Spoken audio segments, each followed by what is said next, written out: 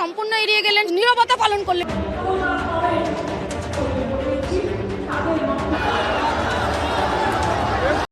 রাম বন্ধুরা, কাল সারাটা দিন কি হলো জানতে চাই গোটা ভারতবর্ষ। কাল সারাদিন কি হলো। তো আজকে হচ্ছে 8 তারিখ, আজকে হচ্ছে সেই ঐতিহাসিক রায়, যেটা হয়তো যদি এই রায়টি যদি তৃণমূলের বিরুদ্ধে যায় তাহলে তোমরা হয়তো দেখতে পাবে মাননীয় মুখ্যমন্ত্রী সহ তার যে পুরো মন্ত্রী ক্যাবিনেট সেটা কিন্তু ভাই জেলে যাচ্ছে, তেহার জেলে। আজকের যে কি রায় সেটা নিয়ে কিন্তু গোটা পশ্চিমবঙ্গ গোটা ভারতবর্ষ লোক দেখছে, তাকিয়ে রয়েছে সেই রায়ের দিকে। এমনকি তৃণমূলের নেতা তো বেশি করে দেখছে, কারণ তাদের তো হৃৎপিণ্ড বেড়ে গেছে। তো আজকের বিষয় নিয়ে আমি যাচ্ছি না, আমি যাবো কালকের বিষয়, 7 তারিখের বিষয়, যেখানে ভাই নেতাজি ইন্ডোরে ঠিক কি হলো। নেতাজি ইন্ডোরে কি ঠিক রাস্তা কি বের করতে পারলেন মাননীয় মুখ্যমন্ত্রী? এক কথায় হচ্ছে না, তিনি কোনো রাস্তা কিন্তু দেখাতে পারেননি। তিনি হয়তো ভেবেছিলেন যে তাদেরকে হয়তো অন্য কোনো কাজ দিয়ে মানে সহানুভূতি দেখাবেন, কিন্তু তারা কিন্তু মেনে নিতে পারেননি।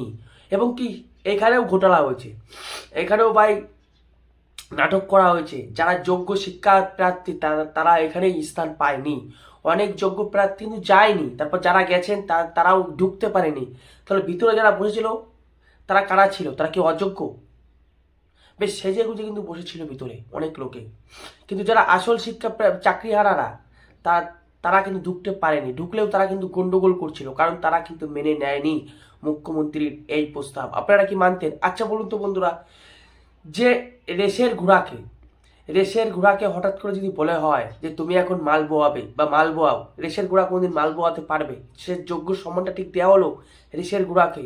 তাই এই যে চাকরি প্রার্থীরা, তাদেরকে যদি বলা হয় যে তোমরা এখন যৌক্তিক ভিত্তিক শিক্ষক হও বা অন্য দপ্তরে কাজ করো, অন্য যে কোনো দপ্তরে কাজ করো, মাইনে কম, এগুলো কি মেনে নেওয়া হয়? কোনোদিন মেনে নেওয়া হবে? ভাই তারা পড়াশোনা করে শিক্ষিত হয়ে শিক্ষক হয়েছেন, তাদেরকে সেই জায়গাটায় ফিরিয়ে দিতে হবে।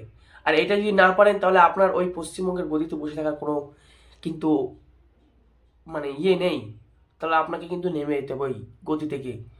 তো কি বলছেন যারা চাকরিহারা শিক্ষাপ্রার্থী, চাকরিহারারা কি বলছেন বন্ধুরা? বলছেন যে কোনো সুরাহা কিন্তু দেখাতে পারলেন না। মাননীয় মুখ্যমন্ত্রী অনেক চেষ্টা করলেন ললিপপ দেওয়ার জন্য, কিন্তু অনেকে তো জানেনি, অনেকে কিন্তু মন মতো হয়নি, কারণ কোনো রাস্তা কিন্তু দেখাতে পারেনি। তিনি বলতে পারেনি যে তোমাদের ওই চাকরিটা বহাল থাকবে এবং তোমরা একটা মাইনে কিন্তু পাবে। এখনো কেউ জানে না যে তাদের এই যে চাকরি তো চলে গেছে জানি, কিন্তু মাইনেটা কি হবে, মাইনে কি আদৌ ঢুকবে কি ঢুকবে না, বা মাইনে কি দেওয়া হবে কি দেওয়া হবে না, এটা কিন্তু খুদ মাননীয় মুখ্যমন্ত্রীও বলতে পারেননি। কিন্তু বেশ কিছু লোক, আমি বুঝতে পারছি, নেতাজি ইন্ডোরে জায়গা ভরানোর জন্য ভাই লোক গেছিল, যারা কিন্তু আসল চাকরি প্রার্থী নয়। আমার কাছে যে রিপোর্টটা আছে বন্ধুরা, আসল চাকরি প্রার্থী নয়, কারণ অনেক চাকরি প্রার্থী কিন্তু ভাই ভিতরে ঢুকতে পারেনি। তারা রীতিমতো গন্ডগোল করছিল, কারণ মাননীয় মুখ্যমন্ত্রীর কথা তারা মেনে নিতে পারেনি। তাই তো তারা বিরোধী দলের নেতা শুভেন্দু অধিকারীর সঙ্গে দেখা করতে গিয়েছিলেন, কারণ তখনই শুভেন্দু অধিকারীর পাশে তার থেকে কিছুটা দূরে কিন্তু ভাই শুভেন্দু অধিকারী ভাই মানে মিছিল করেছিল। সেই মিছিলে গিয়ে অনেকেই দেখা করেছে, এবং শুভেন্দু অধিকারী ভাই কথাও দিয়েছে যে তাদেরকে সমস্ত কিছু দিয়ে কিন্তু সাহায্য করবে। শুধু সাহায্য করা তাই নয়, তারা বলেছে দলীয় ভুলে যাও, কোন দল ভুলে যাও, সবাই মিলে আমরা একসঙ্গে নবান্নে কিন্তু ভাই দিকে ধাবিত হবো। আর যদি মুখ্যমন্ত্রী যদি পদ দেখাতে যদি না পারে, দল দল ভুলে যাও, কোন দল সেটা ভুলে যাও, আগে হচ্ছে মানুষ হিসেবে কিন্তু তিনি বলেছেন যে আমরা পথে ধাবিত হব, কোনো পতাকা কোনো ঝান্ডা নেব না, পার্টির কোনো ঝান্ডা নেব না, সাধারণ মানুষ হিসেবে যাব আমরা। এবং তিনি আরও বলেছেন কিন্তু বন্ধুরা, কি বলেছেন, যে দরকার হলে উকিল দেবেন, যে চাকরি প্রার্থীরা আছে তাদেরকে উকিল দেবে, কিন্তু তার আগে মাননীয় মুখ্যমন্ত্রীকে যে ওএমআর সিট আছে সেই ওএমআর সিটটা কিন্তু ভাই পেশ করতে হবে জনসাধারণের সামনে। কিন্তু সেটাই মাননীয় মুখ্যমন্ত্রী বললেন না, কালকে একটা বারও বললেন না সেই নেতাজি ইন্ডোর থেকে যে হ্যাঁ ওএমআর শিপটা কিন্তু আমরা পেশ করব, বললেন না। তিনি পুরো একদম ধামাচাপা গেলেন। তিনি এটাও বলতে পারলেন না তোমরা ওই চাকরি পাবে, তোমাদের মাইনেও ঢুকবে, কিচ্ছু বলতে পারলেন না। আরে আমি কি বলবো, যারা চাকরি হারা তাদের কথাই শুনে নাও, কোনো রাস্তা বেরিয়েছে কিনা কালকে? কোনো রাস্তা কিন্তু বের হয়নি কালকে। তাহলে মাননীয় মুখ্যমন্ত্রী ঠিক কী জন্য রয়েছে ওইখানে, মানে গদিতে কির জন্য বসে আছেন? যদি কোনো রাস্তায় যদি দেখাতে না পারেন, এসএসসি যদি কিছু না করতে পারে, তা আপনি রয়েছেন কির জন্য? বা এসএসসি বা কি করছে? আপনি এসএসসির ঘাড়ে জোর চাপাচ্ছেন? এসএসসি ভাই আপনারা গাড়ে দোষ চাপাচ্ছে, আপনি আবার বিরোধীদের দলের উপর, বিরোধী নেতাদের উপর দোষ চাপাচ্ছেন যে ভাই যারা কেস করেছে তাদের দোষ, আপনি চুরি করবেন, কেস হবে না? কেস তো হবেই। তো চাকরি প্রার্থীরা কি বলছেন সেটাকে শুনুন। আর 2026-এ ভোট দেওয়ার আগে আরেকবার ভাবুন যে আরেকবার যদি মমতা ব্যানার্জিকে ভোট দিই তাহলে আর একটা প্যানেল, এ তো গেল 26,000।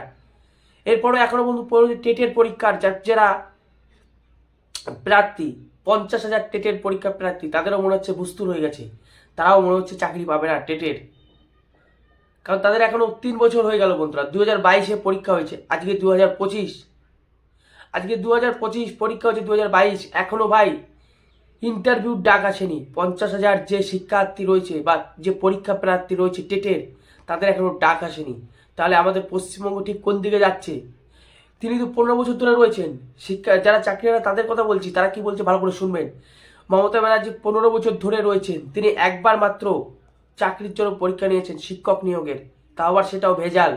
এতটাই ভেজাল যে সুপ্রিম কোর্ট বাধ্য হলো এক ধাক্কায় 26,000 চাকরি বাতিল করতে।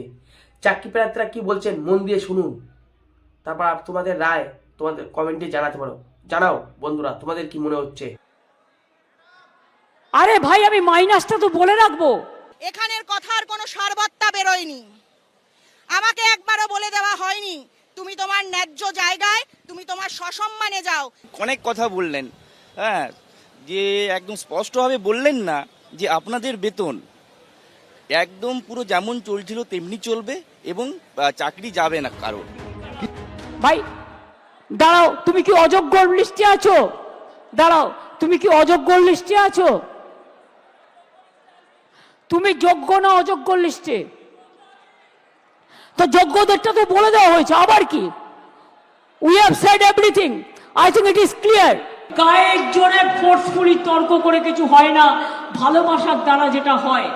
এরপরেও যদি কারো কিছু বলার থাকে, আপনারা যে স্মল গ্রুপ আমরা তৈরি করে দিচ্ছি, তাদের মাধ্যমে এডুকেশন মিনিস্টারকে মিট করে কথা বলুন। আমি যোগ্যদের চাকরি কাটবো না। এখন তো এইসব কথা বলবেনি, গাল ভরা কারা, মুখ পুড়েছে তো, এসব তো বলবেই মুখ্যমন্ত্রী যে আমি এই করব সেই করব। এত বড় দুর্নীতি তিনি বলছেন অন্যদের দায় চাপাচ্ছে। এত দুর্নীতি করেছে মুখ্যমন্ত্রী এবং তার ফুল ক্যাবিনেট, তাদেরকে এই বিচারের আওতায় কেন আনা হচ্ছে না?